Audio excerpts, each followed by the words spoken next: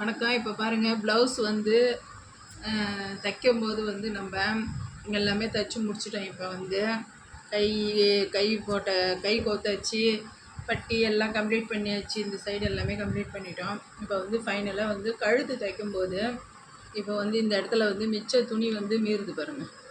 இந்த துணியை வந்து நம்ம கடகடன்னு கட் பண்ணிடணும். கட் பண்ணிவிட்டு இப்படி மடித்து வச்சு தைச்சோம்னா ஃபினிஷிங் வந்து நமக்கு நல்லா அழகாக கிடைக்கும். எல்லா இடத்துலையும் துணி மீறாது, எங்கன்னா கொஞ்சம் மீறும். நம்ம வந்து கட் பண்ணி இந்த கிராஸ் பீஸ் போட்டு தைக்கக்குள்ளே கொஞ்சம் கொஞ்சம் வந்து நமக்கு வெளியில் துணி தெரியும்.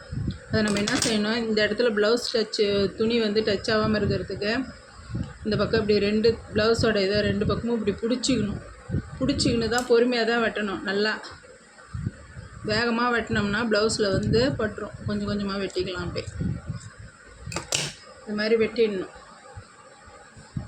இதோ பாருங்கள்.